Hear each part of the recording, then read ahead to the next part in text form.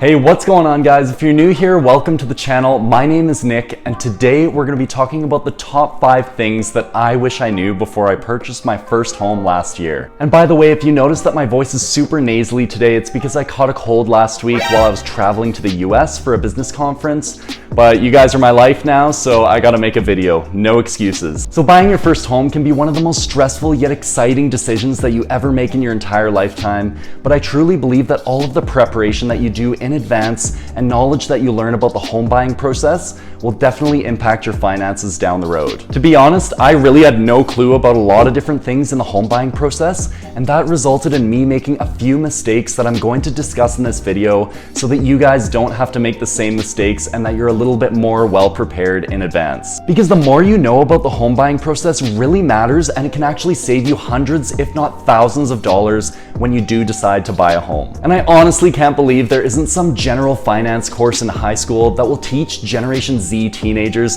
about how life actually works and how to buy a home. But anyways, I hope this video provides some perspective on the home buying process and some of the most critical things that you do need to know in advance. So just make sure to tap that thumbs up button if you do enjoy this video. I really appreciate it. And if you haven't already, definitely consider subscribing for more weekly videos just like this one. So with that said, let's get into some of my mistakes that I made as a first-time home buyer and exactly what you guys need to know to get started. All right, now the first thing that you need to do before you even start looking for homes is to get pre-approved for a loan. Now this is something that I totally forgot to do before even starting to look for homes to buy, but it is a really important part of the process, and I'll tell you why. For those of you who don't know, getting pre-approved simply means that you're going to go to the bank and get pre-approved on a loan so that you know that you can buy a house in advance. And it's really important to do this step in advance because you can waste a ton of time down the road if you realize all of a sudden that you can't purchase the home that you actually wanted. Now there are 2 major reasons why you might want to go out and seek a pre-approval before you go out and buy a house. And the first reason is that you'll be able to figure out your maximum price target on the home of your choice. Basically, the bank is going to tell you how much they're going to loan you based on your credit history, your down payment, as well as several other factors. But in the end, it all comes down to cash flow, so it depends on your income that you're bringing in every single month. And just to make things complicated, banks love to use ratios to determine how much money you're eligible for on a loan. And the first ratio that you need to know about over here in Canada is the gross debt service ratio, or the GDS ratio, and this can't exceed 32%. And this ratio is calculated by adding your monthly mortgage payment, your taxes, as well as the heating costs of a home divided by your total gross income. And as long as you fall below 32% in this GDS ratio, it's likely that the bank will loan you the money. So for example, if your monthly mortgage payment, your heating costs, and your property taxes ends up being $1,000 per month, but you only make $3,000 per month, that's a ratio of 33%, and it's likely that the bank will not loan to you. But on the other hand, if all of those monthly costs add up to about $800, your ratio is likely going to be below 30%, and in that case, the bank would loan to you. Now there's also the total debt service ratio, which is essentially the GDS ratio, but it adds in other debt obligations that you may already have, like credit card payments or auto payments, etc. And this total debt service ratio must be less than 40%, so they give you a little bit of leniency right there, but not a whole lot more. Now the second reason why you want to go for a pre-approval appointment is because you lock in an interest rate for a certain period of time. Basically, the bank will pre-approve you at a certain interest rate, and then that interest rate will not change over a period of about 3 to 4 months. And then in that time, you can decide on a home that you want to buy and then use that interest rate that you already locked in. So let's say you lock in your interest rate at 2.75%, but then interest rates rise over the next few months to 3%. You're still going to be locked in at that 2.75%, and you can use that for your loan. All in all, you guys just need to know about the pre-approval process, and the bank will take care of the rest. All right, now the second thing that you might want to know before you go out and buy a house are the different types of loans that you can apply for. Now, a loan for a house is typically called a mortgage, but there are several different types of mortgages that you can apply for. Over here in Canada, there are 2 different types of loans that you need to know about, the first being a conventional mortgage and the second being an insured mortgage. Now, you would typically go for the conventional mortgage if you already know that you have 20% down to put down on that house. This would also apply if you want to put down any amount greater than 20% on that house, like 50% or even all cash for the crazy ones out there. and this is called a low ratio mortgage. On the other hand, you can probably guess what the insured mortgage is, and that's when you want to put down less than 20% on the house and greater than 5%. However, this does come at a cost, and you are required to pay CMHC insurance premiums on top of this, which sometimes doesn't make it a good deal. And generally, the higher the ratio of the mortgage, meaning the lower the down payment that you're going to put down on that house, the higher your insurance premiums are. So if you want to put down 5% versus 15%, you're going to pay a lot more in insurance premiums on the 5% down versus your 15%. And typically, it's not worth applying for a high ratio mortgage because these insurance premiums are insanely high. And the insurance really doesn't do anything for you, it's just a sunk cost, so I really wouldn't recommend it. But on top of the conventional and the insured mortgages, there is something else, and it's called a home equity line of credit, or a HELOC. Now, the HELOC really isn't a mortgage itself, but it's more of an addition on top of your existing mortgage. And this allows you to attach a revolving credit portion to your mortgage so that you can pull out of the equity of your home at a fairly low interest rate. And it sort of acts like a credit card in that you can pull out as much money as you want up to the limit of the equity in your home, but you will start paying interest on it immediately. So along with my conventional mortgage, I got this HELOC option, so as I pay down my loan, I'm able to accumulate some credit available in my home equity line of credit. And honestly, I'm probably never going to use any of this credit available to me, even though it's at a really good interest rate compared to a conventional line of credit.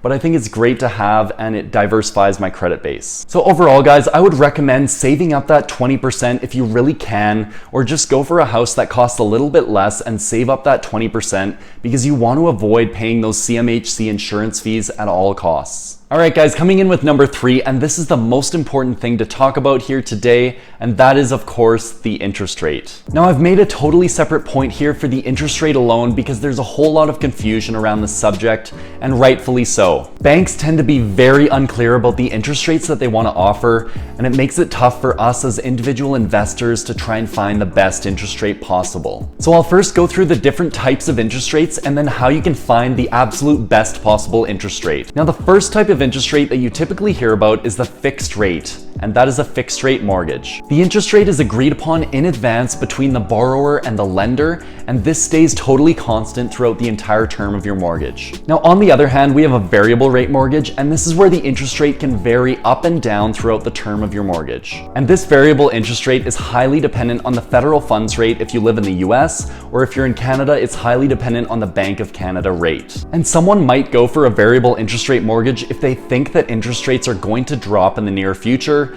However, right now interest rates are so low, so I really wouldn't recommend this type. I would just go with the fixed rate mortgage, which you can typically get under 3%. So how is it possible to get the best interest rate out there? Now, typically when you're looking for interest rates, you're gonna find posted rates on bank websites saying like, this is the lowest interest rate that we're gonna offer for a 5-year fixed close term. But do not trust that rate. I repeat, do not trust that rate. Guys, I'll tell you right now, the posted rates on the bank's websites are absolutely useless to you. They should only be used as a guideline of what interest rates could be right now. In reality, deals are performed under the counter all the time between the different banks, so if you want to get the best rate, you have to shop around at multiple different banks. For example, TD Bank was the first bank that I went into to look for rates, and the guy could tell that I was kind of a noob with all of the stuff that I was doing, so he offered me the posted rate on their website, which was 3.15%. However, I knew that there were different rates out there and I could shop around at different banks, so I told them no thank you, and I went out and I went to Scotiabank, who actually offered me a 2.79% interest rate, and this was a lot lower than their posted rate on their website. However, since TD was offering a deal where if you had a bank account with them already, you could actually get $1,000 back if you opened up a mortgage or a line of credit with them. So I wanted to get back with TD, so what I told them is, Scotiabank is offering me 2.79%, so what can you guys do about it? And sure enough, the mortgage broker at TD offered me the 2.79%, and then I also got back that $1,000 for opening the mortgage account with them. And that rate was about 20 to 30 basis points lower than the posted rate on their website. So obviously this is proof in the pudding. Never trust the posted rate on the company's website. Definitely see what they can do for you. All right, now the fourth thing that you need to know about before you go out and buy a house, And this is such a beautiful thing. They're called closing costs. And if you didn't catch the joke, I'm kidding. Closing costs really suck. So what closing costs are all of the costs that are associated with buying a house that are not included in the home purchase price. And the first closing costs that you're going to encounter are the legal fees. You always need a notary or a lawyer to handle all of the money and the property transfer details when you're buying a house. And obviously when you're dealing with lawyers, these fees are not cheap. They end up being about $1,500 to $2,000 per home purchase. But what you can do to minimize these costs is to shop around at different law offices and notary offices around town. The work that they're doing is so generic that it doesn't matter which lawyer in particular that you choose. So what I did is I shopped around at all of the different law firms in the town that I'm living in, and I managed to get a price for $1,280 by doing the same comparison technique that I did for the interest rates. Now the second type of closing cost that you're going to encounter for sure is a home inspection. And a home inspection is done for most homes to be able to figure out all of the different problems associated with that home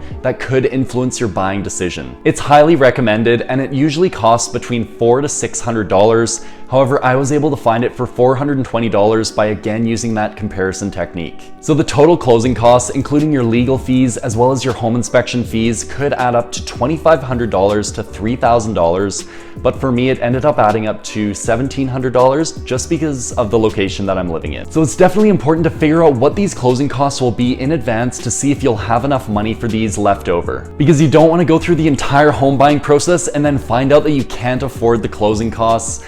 So I would recommend that you do all of these analyses in advance. Now it should also be noted that you will be required to put down a deposit to hold when you make your offer on the property, and that is basically to show your interest and your excitement into buying this property, as well as being serious about it and that you're not just going to back out last minute. So this is a cost that will be taken out of your down payment, but it will go towards your down payment in the end.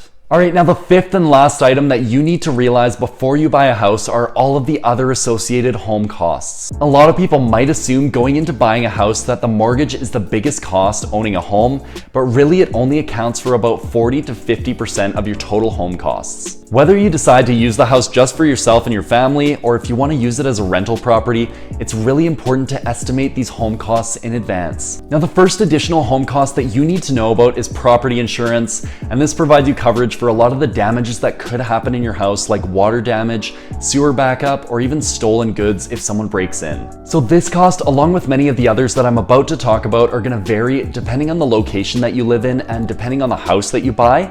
But for my situation, it costs about $105 to $110 per month. Now the second cost that you need to know about are the property taxes, and this is a function of the home value, the neighborhood amenities, as well as the area of town that you're living in. So basically, the higher the value of your home, the more amenities and the better the area that you live in, the more property taxes you're gonna pay. And for my situation, I believe the property taxes cost about $383 per month, which is just over $4,600 per year. And honestly, there's nothing really that you can do about this, so it's good to ask for an estimate in advance to buying a house because you can get the last year's estimate. Now the third category of expenses is of course utilities, and this would include your sewer and water, garbage recycling, gas heating, electricity, as well as internet and many other things that you want in your house, such as cable, etc. Now thankfully you can control the utility costs in your home to a certain extent by being more energy efficient, say would reduce your gas costs or your electricity costs. So for my own situation, the utility cost for water, garbage, and recycling was $150 per month. The same applied for gas and electric heating, each individually. So in total, that's about $450 per month right there, not including internet, which was about $60 per month, so we're looking at about $500 plus per month. Now the fourth expense on the list here today is maintenance, and this one really applies most for older homes because older homes need a lot more maintenance, of course, just like older people need to go to the hospital more often, and newer homes generally require less maintenance. And the maintenance costs really depend on several factors such as the age of your home and the value of your home, as well as how well you treat it and stuff like that, so it's really hard to estimate. But it is good practice to estimate a few $100s per month that you might have to put into maintenance costs, which will add up over time. Now the fifth expense that you need to know about is CapEx, and this is also known as capital expenditures. So just like a business might invest in new vehicles or new equipment to be able to increase their business value, you might want to increase your home value by investing in new appliances or a new roof, or other things like a new door or paint, etc. Now, just like maintenance, your CapEx is generally going to be fairly low if you have a new home because you don't need to replace the roof, you don't need to replace the hot water tank, hopefully. So that definitely keeps things low if you have a new house. And then finally, the sixth cost of owning a home are the furnishings, and this is one thing that I did not think about before I bought a home, and this can definitely add up to a lot. For example, if you're going out and buying your first home, you're generally gonna need a lot of kitchen supplies like cutlery and plates.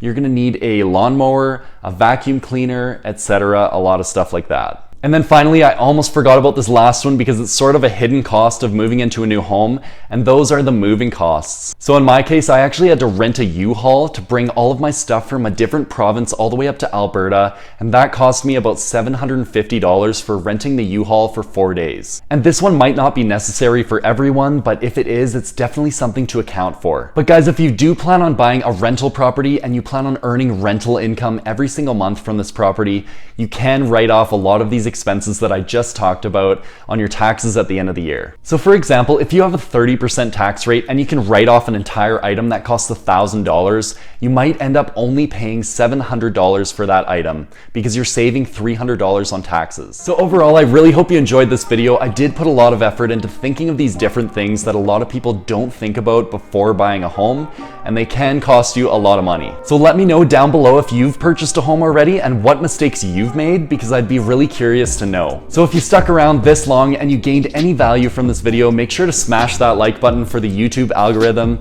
and then definitely consider subscribing for more content on personal finance, business, and investing in the near future. And I'll see you guys next time.